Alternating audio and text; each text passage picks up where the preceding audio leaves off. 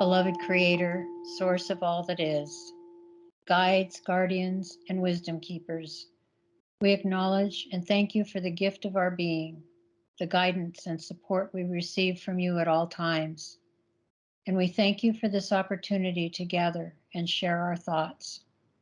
We are always honest and lawful and strive through our actions to be heartful and focused on the best results for the people. It takes our personal responsibility, and it takes as many as are willing. So, in great gratitude, we ever pray for your continued grace, your protection and direction in all that we do. Let it be so, and so it is. Thank you, Charlie. My name's Ron Vroman. I'm the old white man talking head for the Oregon Statewide Jural Assembly. I'd like to talk to you a little bit about mindset. When you grasp one, you grasp the other, and you can no longer claim ignorance of the law.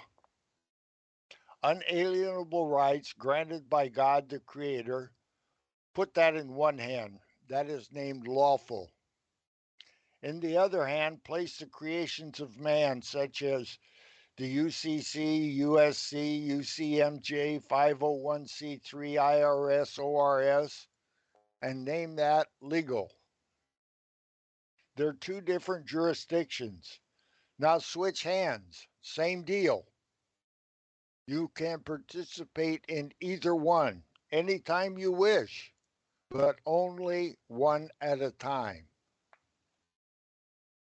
A man or a woman with their children can expatriate a jurisdiction.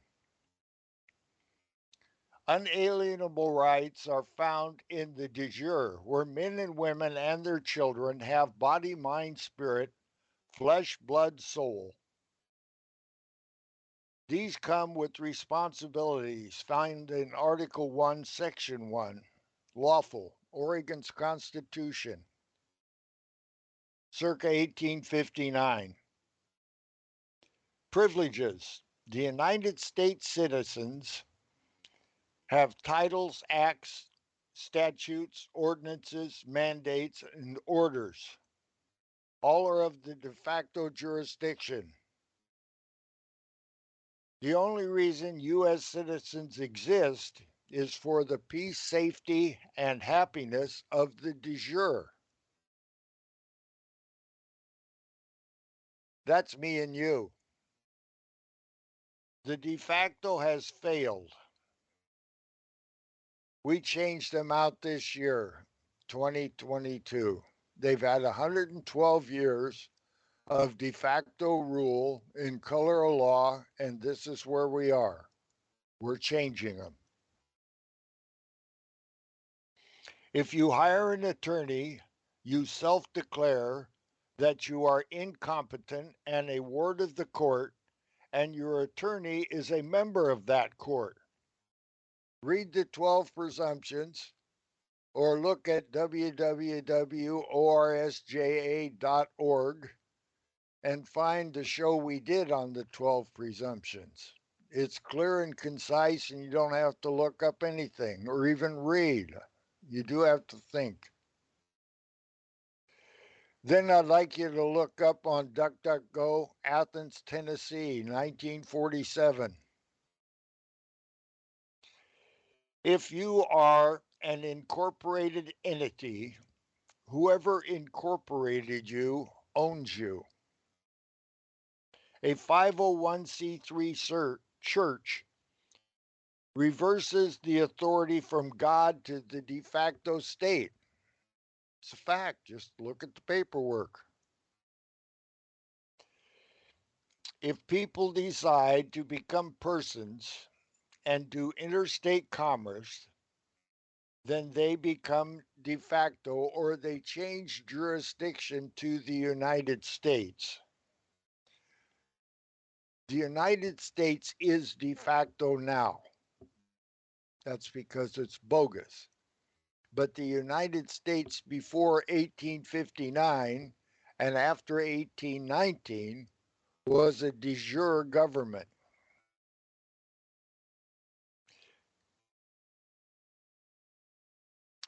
Okay. If you are an unincorporated assembly of people, a church, a farm, a ranch, a tribe, a clan, a club, a private membership assembly, I don't like association, you answer to no de facto, as in the city of Portland, a subdivision of the county of Multnomah, a subdivision of the United States, a subdivision of the state of Oregon, a subdivision of the United States, Inc. That is de facto. In the de jure, we have unincorporated government. De facto on Oregon has 112 years already. Did a rant on that. They failed. We're replacing them. I suggest you read and comprehend the United States of America's Constitution, circa 1859. That's the one that has Amendment 13, Titles of Nobility. Oregon's Constitution, 1859, or a facsimile, whatever you can get that's published. Then move over to our Articles for or of Confederation and Perpetual Union. It's not Articles of Confederation. That's not what it is.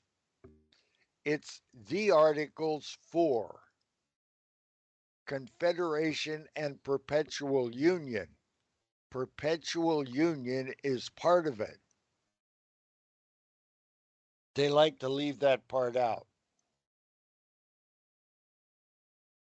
And the Declaration of Independence. All amendments, treaties, and SALs have to be validated, such as the statutes at large printed for 1858 were written after the war between the states, which wasn't a war. I, we, you, us, they need not comply.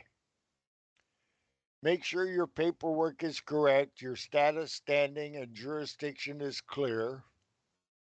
A member of a grand jury cannot be under the jurisdiction of the de facto, except it be by direct knowledge of a crime, a wet ink signature from a judge from a lawful court, and a presentment or true bill or an indictment from a grand jury. That's the only three ways. No more plausible deniability or prosecutorial discretion or preference. You know, and you cannot unring the bell. De facto must return to government that which is rightfully ours, and they don't want to do it. We are Article 1, Section 1, the de jure. People in a society become persons and give their jurisdiction to the de facto that authorized them, such as the John Birch Society, the Society of Jesus, or a Jural Society. And I yield. They do not want to let go of this. They do not intend on losing here. And we do not intend giving it back to them. And then the bullets started flying, and then he jumps out of the car, and he's got both his hands up. And he got out of the car, and he had his hands in the air. He's like, "Just shoot me then. This is what you want, to shoot me." And they did. They shot him dead. With his hands in the air, and I saw it. I swear to God. He was just walking with his hands in the air. And they shot him. And they shot him dead, and then after he was down on the ground, they shot him 3 more times.